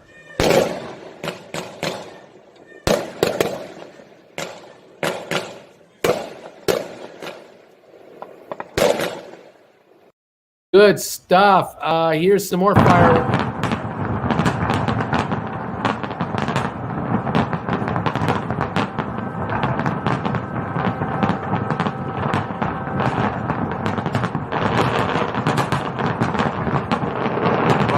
Fantastic. Beautiful. Fireworks are running. We love it. Yay, Bruce. We hit 50,000. Fantastic. All kinds of rockets. Let's get you to 1 billion. Oh, my gosh. Congrats, my dude. Let's see here. Yes, I see that Royal Caribbean Cup. We are Crown and Anchor members as well. Royal Caribbean going up soon? I don't think so. They're going to be down for months and months. But yeah, I got these. I got two of them. There's one hidden behind here. There's a second one there. Jen and I, we have our cups. Bottom on the Explorer of the Seas. I should say Explorer of the Seas, would it? Let me just check this one. Yeah, Explorer of the Seas. Making everything fall down, of course, as soon as I touched it. Yeah, it's an Explorer of the Seas mug that we got on board the ship out of Bayonne, New Jersey, a number of years ago. That was a cruise that I'll never forget. We ended up going through a winter storm, a really bad winter storm. As we were heading south, the storm was coming north, and it was a bad second day. The second day was a right off. I was in bed the whole day, not feeling well, but the next day it worked out. We were okay. Kevin, thank you for this $50 donation, man. You're awesome. I appreciate these. These make a huge difference to the day. Yeah, fantastic. All of you out there making any donation you're making to this channel, I do appreciate it. Thank you very much, guys. Amy, thank you for that. Why does Disney not show PE multiples? Because for the year, if you take the last 3 quarters plus this quarter, it's still a negative. They don't have earnings for the year. You have to have a yearly earning number to have a PE number. And a 32-cent gain with dollars of losses in the previous quarters, no PE multiple. Let's see here. Disney's a boomer stock. Whoops, that was supposed to be $5, says Kevin. Kevin, I love it. Talk to PayPal about that. Talk to YouTube about that. No takebacks. Add another 0, Kevin. Stand up. Oh my gosh. They own Star Wars, so the parks are less and less important when you factor in things like that, says Michael about Disney. David, as Sev Kimura, Disney knows it is a stable company, but when watch it increase over time, funny, I love the stock. Again, I think Disney is just overpriced right now. It's just, for the fundamentals, it's overpriced. That's just me. A donation from Okai. If we assume no company news, no partnerships from a simple long versus short standpoint, what can we expect to see GameStop price do in the coming weeks? I'm going to say that because this move up took place, and then all the restrictions on trading, and then people who wanted to buy stock could only buy stock with cash and did, and it came back and came back and came back. The shares today are in much stronger financial hands than they were 6 months ago, even 2 months ago. At $15 a share, there were people buying it on margin. At $25 a share, they were buying on margin. At 40, at 60, at 80. Those are all gone. Those positions are all taken care of now. The stock is in cash hands, I think, for the most part. Tells me that there's a lack of paper for sale. If we get a run on the stock for any reason, this thing can pop 15, 20 bucks in a few hours, just because of the lack of loose paper dying to get out. There is no, anyone who wanted out got out. You want to get out, you can sell now. But they've done it. People got out a week ago. 4 days ago, it stopped. And now for the last several days, we've been to 40 to 60 bucks, mainly 45 to 55. And the last few days, right around $50. And the volume has gone quieter and quieter and quieter. Everybody who wanted out got out. Everybody that had to get out got out. They were taken out. They're gone. And so the supply can only come from one source going forward, and that has to be from either existing shareholders who have a reason to want to sell, or shorters who want to take on a larger short position.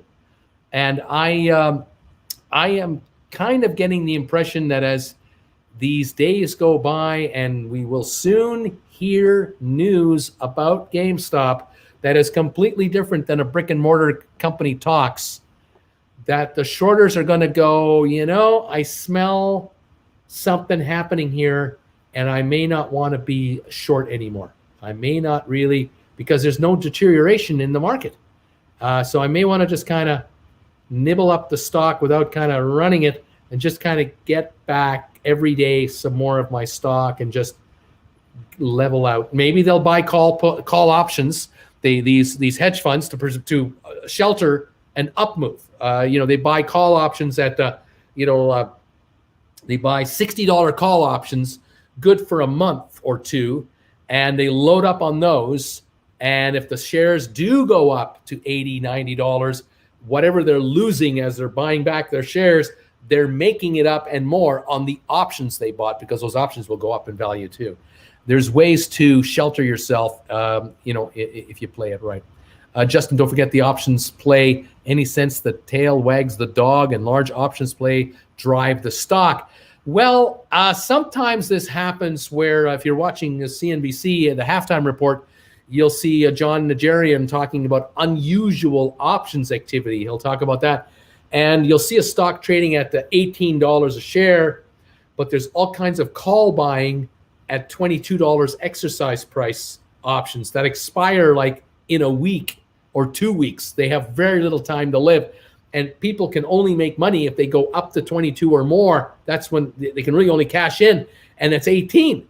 And so he's going, this might be the tail wagging the dog. People might know of an announcement might be coming, or a merger or a major corporate event, and they're buying call options by the thousands at $21, $22, $23 when the stock is 18. And wouldn't you know it, 2-3 days later, the stock pops and goes to 24, 25 bucks a share, because shareholders see what's happening on the options market, unusual activity just ahead of the price, and they start nibbling at this stuff at 18, 18.50, 19, causing a bit of a move. And the company does come out with an announcement, and it is a uplifting, positive corporate something, and the shares pop to 28, 29 bucks. Everyone is making money on those options and on shares that they bought at 18, 19. That could happen with GameStop too, but I don't think it's going to happen tomorrow, but it could. Tomorrow is option expiry day for GameStop, Friday. Options expire tomorrow. We'll see what happens. What else is going on here, guys? Thank you for all of these donations today, and all of your best wishes for the channel that we have now hit. We have now hit 50,000 subscribers on Stock Markets with Bruce. That is really awesome stuff. I'm finally showing. I finally show it now on my home channel. 50,020 subscribers is the official number, and that is beautiful. That sure looks awful pretty. Gotta say, it looks awful pretty. Thank you for the 818 thumbs ups, 820 thumbs ups. Keep them coming, guys. Throw me some thumbs ups here. Get me over 1,000 for this show. We're really looking to get the thumbs up score going. The higher we can get that, the better. It's just an excuse for YouTube to promote this up and coming channel to people who don't know we exist. I mean, most of YouTube doesn't know I have a channel. A lot of the business followers out there, they're following their favorite personalities or their favorite stock channels, or they're looking for stock info, and they don't trip across my channel. But the more thumbs ups that come in could spur YouTube to show off suggestions for viewing. One thing I will be doing for this channel, though, in the very near future, and look for it, is I will be producing a series of short videos for this channel. I'm going to be producing a ton of videos between 7 and 15 minutes long to catch people who don't have an hour or two to spend with me, that will discover this channel for the first time and only time through videos, because they don't watch live presentations. I get it. This live scenario is wonderful, but you can't count on it to be the sole source of your views. As a channel operator, I will be producing short videos that I will be uploading, and that's why I ask you, hit the bell notification icon so that you'll be alerted every time I upload a new video. Sometimes I upload them at 10 at night my time, which is midnight Eastern, and it might have something pertaining to a stock, and you kind of want to know what's going on if you're still awake. Clash to win. Once things settle down, do you think GameStop will issue more shares? If yes, how much do you think they can issue for? Assume the trade is flat at 50 for a few weeks. Well, that's a good question. It wouldn't surprise me if a week or 2 or 3 from now, the shares are hanging around these numbers. The company is coming up with some projected numbers, or they're coming up with their annual report. They're going to come up with a projection of earnings per share. That could spur interest. The shares could reach 55, 60, 65. Then they announce, they announce a bought deal. They announce a $100 million financing at $50 a share or 55 a share or whatever as a deal. That's a done deal. It's already finished. It was announced, closed, done, money in the bank next week. That's it. Let's move on. And the company's sitting on a bunch of cash. I don't know. I mean, I'm not going to guarantee they're going to do it, but I wouldn't put it past them. But I don't know if they want to do it at 50. They might want to do it higher. Dave, when does the 50,000 commemorative gourd hit the Redbubble store? Oh, gosh. I've got so much going on. I tell you, I have so many logos people have sent me. I've got to go through them right now and figure out what to do with them. Bruce, can I get your thoughts on Evogene, please? Never heard of it. Don't know Evogene. Don't know what that is. Don't even know the symbol. What's the symbol on this thing? So I don't know. Matt, are you training your wife, Jen, to step in if you're ever unavailable? No, I'm just off the air. No. If I'm not available, this channel is quiet for a day. It's as simple as that. What can I say? David, this guy is a bro. He's an ex-broker. He knows stuff. Yeah, I kind of know stuff. I've forgotten stuff, and then I kind of remember. Oh, I remember that stuff. It comes back. You rock, Bruce, says Symphony. Thank you very much, Symphony. Appreciate it. We do what we can. Bring Jen on once you pass TWB. Jen doesn't want to go on camera. I can tell you right now, there's no way she wants to be on the deal. Bruce, Josh Miller says, thoughts on Diamondback Energy, FANG. Is that the symbol for Diamondback Energy? I guess it is, right? Diamondback is a snake and it's got fangs, I don't know them. I don't know anything about them. I don't know who they are. I don't know. I'm assuming that they are an oil and gas producer of some kind, that they're a resource company. I'm assuming. Diamondback Energy, 67.04, down 73 cents. We got a range of 14 to 81 bucks a share. Oh my God, what a range that is. How many shares out? 158 million out. Public float, just about all that. No real short position to worry about. Yeah, I don't know. I don't have any insight on these guys. I don't know anything about them. Diamondback is an independent oil and gas and natural gas company which engages in the acquisition, development, exploration, and exploitation of unconventional onshore oil and gas, natural gas reserves. It operates through the upstream and midstream services segments. They have a Permian Basin in West Texas. Midstream services segment involves Midland and Delaware basins. They were created in December 07, headquartered in Midland, Texas. Makes sense. That's where you'd want to be created. Don't know anything about these guys. Can't give you an opinion. Oil, I think oil, the price of oil is ridiculously high. There is no shortage of oil in the world. There is so much shut-in oil in the USA. The prices break through 65, 70 bucks. We will be flooded with domestic production from the United States and Canada. Canada has so much production, we can't get it out of here. We have pipelines going across the U.S. border, have had for decades. Canada's been trying to get more pipelines built across the dang border, and the environmentalists are just shutting it down at every chance they get. And so oil is just dripping off the trees here. We got oil everywhere. There is no shortage of this stuff. There was supposed to be. I remember in 1969, in geography class in high school, they would say to us, oh yeah, by the mid 70s and in the mid 80s, the planet is going to run low on oil. And cars are going to have to become much more fuel efficient. Instead of these V8s we have now, everyone's going to have to drive small 4-cylinder cars that get 60 miles to the gallon. Otherwise, the world will run out of oil. The 70s came and went. The 80s came and went. Oil everywhere. Yeah, there were prices in the $100 a barrel range and all that. That was all, didn't need to be there. There was no shortage of crude. And today, there's more crude than we can use. Canada has trillions of barrels, trillions of dollars of oil sitting in the oil sands in northern Alberta that we're extracting a little bit every year. It just keeps coming out, getting faster at it, getting cheaper at it, getting cleaner at it. But oil is oil is oil. And there's the folks who depend on it. Then there are the haters. And then there's everybody in between. And there are a lot of companies, millions of people whose jobs are on the line because of oil. But there is no shortage of oil in the planet. Trust me. Canada's more oil than maple syrup. Yeah, I would say so. Can't run a pipeline through tribal land, no matter how much y'all want pipelines. Run them somewhere else. What can I say? Pipelines have been a problem forever, and I just find it amazing that the public will allow, without any protests, they'll allow rail cars to deliver oil by rail.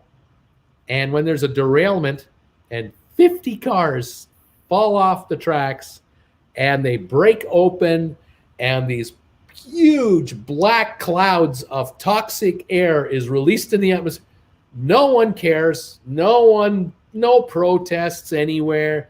No, nothing. It just, life goes on. It's the risk the public is prepared to take, but allow a pipeline? Oh, gosh, no. What can I say? Anyway, there you have it. That's just pipelines. That's just me. Rail is far more dangerous than pipelines. Yeah, no kidding. It sure is. What can I say? Pipelines are the way, says Stogie White. Anyway, we shall see. Again, thank you, everybody, for being here tonight, helping out this channel. We're at 890 thumbs ups now, hoping to hit 1,000 thumbs ups on this show. Let's hope you can get me over the top there. Keep those thumbs ups coming in for us, and let's get over 1,000 thumbs ups on this show. We will continue to follow the news of the day, what's going on out there. Again, thank you for being part of the live show. 50,000 plus subscribers now. Absolutely fantastic. 50,020 it looks like. Hanging right in there. We'll see how many people unsubscribe and subscribe and all of that. We'll see what's going on. But so far, 50,020. Not bad for this new YouTuber. Very, very appreciative of all of this. Thank you, everybody. GameStop in the aftermarket is 5110. Unchanged. Not much going on. 90,000 volume. Absolutely nothing happening. And no news that I can see really coming across here. Looking at one article that came out at 1:38 just a while ago. No need to catch GameStop's falling knife, someone is saying. This is an article in the on MoneyWire. And no need to catch falling GameStop falling knife. It might be down 90% from its highs, but it's still above any real estimate of fair value. Here's someone that's not a fan. It's written by Matt McCall and the Investor Place research staff, Moneywire. There's a lot of noise around GameStop at the moment. In fact, there might be more noise around GameStop than any other stock than in recent memory. The GameStop short squeeze literally became a national story. The narrative of a plucky band of individual investors taking on and taking down hedge funds captured the public's attention. Now the story isn't quite that simple. Yes, at least one hedge fund took a huge hit from its GameStop short and had to raise $2.75 billion in new capital as a result. But it is almost certain that a so-called gamma squeeze also was a major factor in the stunning rise of GME stock. Regardless, for investors, it's the fundamentals that need to underpin a long-term bull case.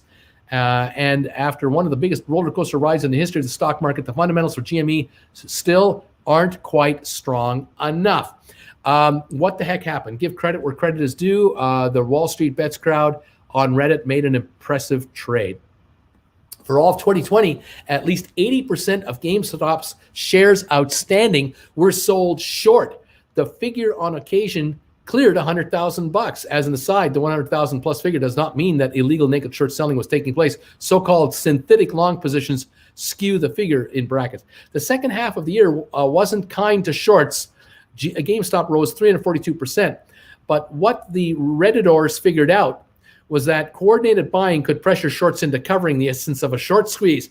That's not all that happened, however. GameStop bulls bought call options, and that created a gamma squeeze. Market makers who sold these call options, which represent the right to buy the underlying stock at a predetermined price before a predetermined expiration date, were in essence short GameStop stock.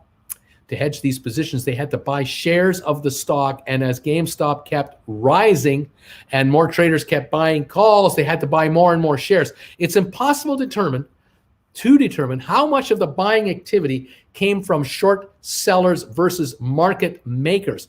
But both factors were at play in a truly incredible rally. GameStop entered 2021 just below $19 and actually declined 8.4% in the first trading session of the year. It peaked intraday on January the 28th at $483. Anchoring. As I write this, GameStop now just trades above $50. It's declined 89% from that intraday high. The size of that decline might tempt some investors or some traders to see an opportunity. It would seem like such a steep plunge would mean that GameStop stock has fallen far enough or even too far. But for a couple of reasons, that's simply not the case. The $483 price had nothing to do with the fundamental value of the GameStop as a company. Indeed, that price, GameStop had a market capitalization topping $30 billion. More broadly, looking past prices as an indicator of future performance is a common investor mistake known as anchoring bias, where GameStop stock traded on January the 28th or on October 15th is at the same point in 15 doesn't make the stock cheap or expensive now. The market is constantly updating prices based on new information. Meanwhile, as we've seen, trading mechanics can move a price significantly off fair value. As famous investor Ben Graham put it, in the short run, the market is a voting machine, but in the long run, it is a weighing machine.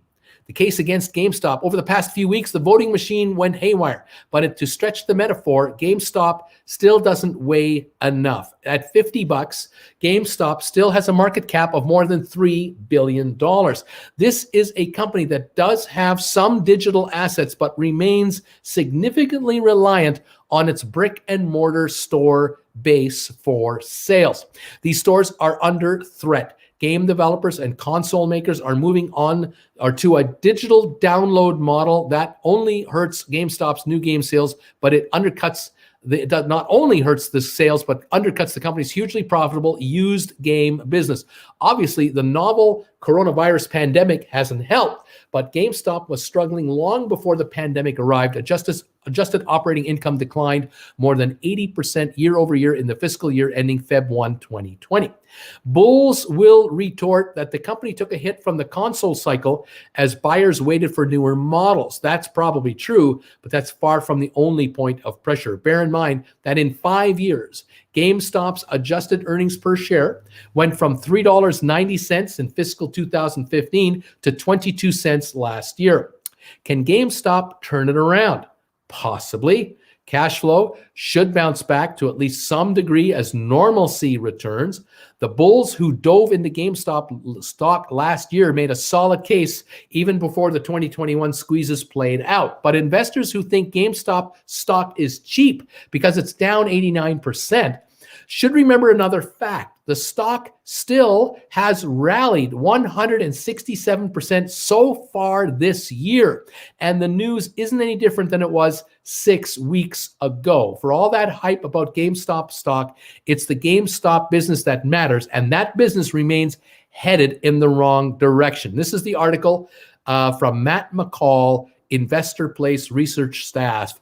That is their call. Now, I look at it and go, all right, fair comment all over, but you gave very little attention, almost no attention to the fact that Ryan Cohen joined the company in the last couple of months, brought 2 people over from Chewy, a major player in the pet online business for pet supplies, food, and everything else. This company is going to be converted to an e-commerce platform company like Chewy is. Chewy trades at a $40 billion market cap, does not make money at this point in time. This company is trading at $3 to $3.5 billion market cap and is still considered a brick and mortar company. And again, until they shut the stores down, sell the stores off, this thinking will continue. This line of reasoning for GameStop stock will continue. But the shares aren't dropping under $50, are they? They're around 50, but they're not crapping out. Why aren't they at $15? Why don't they just crash out? Because the stock is being held by a new breed of investor they're game savvy. A lot of the new investors, a lot of the smaller retail investors who've come into this market and into this stock are actual GameStop customers, gamers. They know the business and they know what's going to happen. They've heard the word. They're going to go completely over to the other side. And that tells me that this stock, once the street, and this gentleman is part of the street, once the street buys into the fact that the company is going away from brick and mortar over to digital, at that point will then say, well, I did an article last year or last month or 2 months ago about this. I got to tell you what's happened in the last 60 days. Here's what's going on now. And we have to wait for the company to systematically bring on board the staff that will transform this company from a brick and mortar company to an online e-commerce outfit. And it's going to happen at the same time.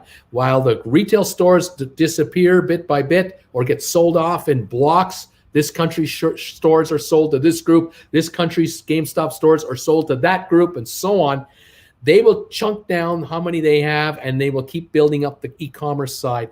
He didn't mention in the article that 34% of the sales of the company at last report was digital sales. He didn't mention anything about 34% of the sales being digital. He talked only about the brick and mortar side. He touched on the new consoles. And he admitted that, well, last year, their numbers would have been weak because everyone is waiting for the new console to come out. How much hype was surrounding the Sony PlayStation 5 and the new Microsoft Xbox? All kinds of hype was being built up. And now we're in the middle of a chip shortage. And Sony is having trouble delivering to the demand. And GameStop is in a scenario where the product comes in, the product goes out, the product comes in, it's all pre-sold at full retail.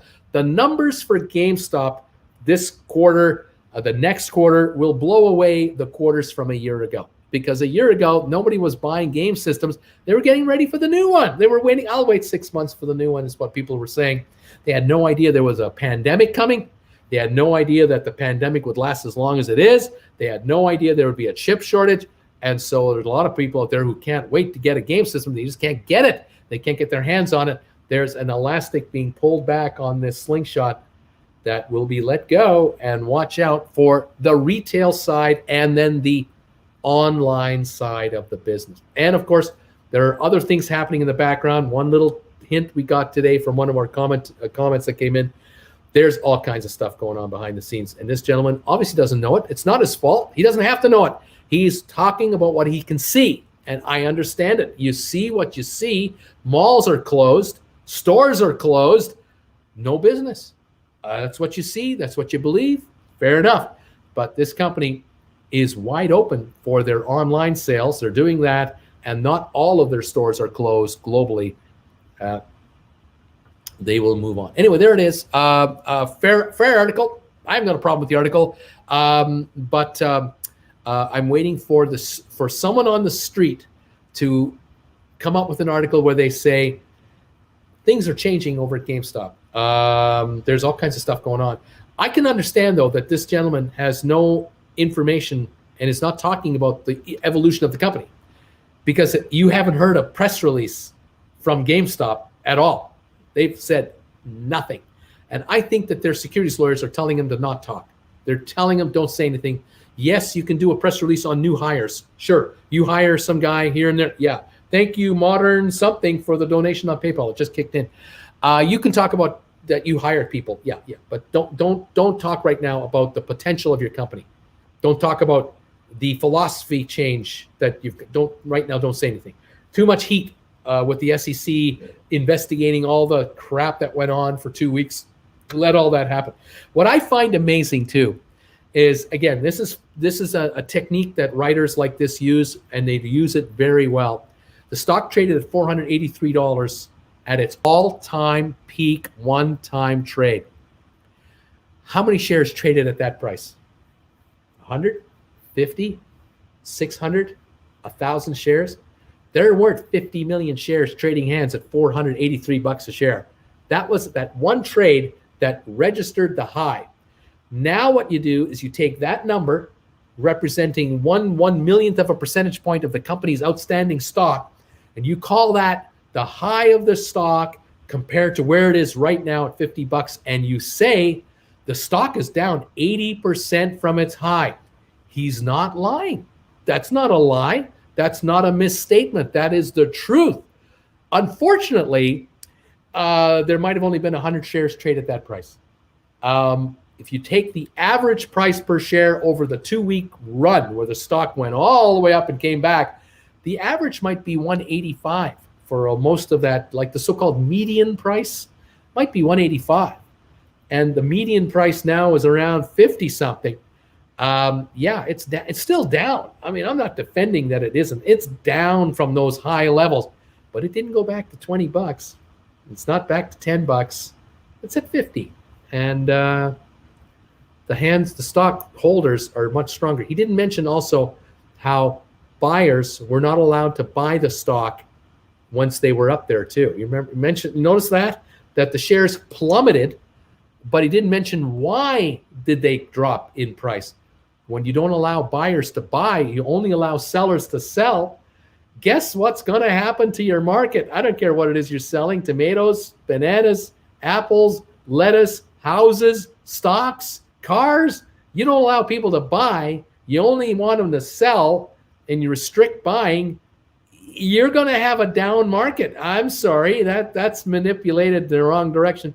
And he didn't mention anything about the 30 pending lawsuits just against Robinhood. Didn't mention that either.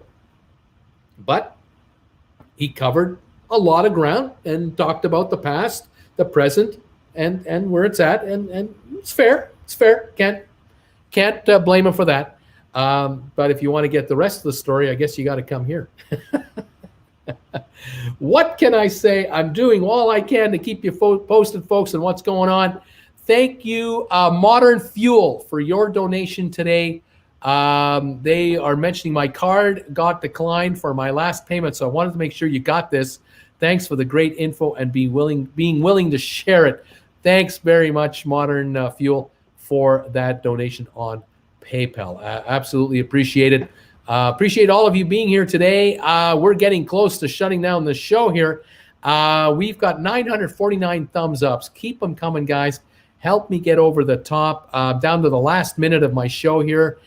Can you get me over 1,000 thumbs ups for this show?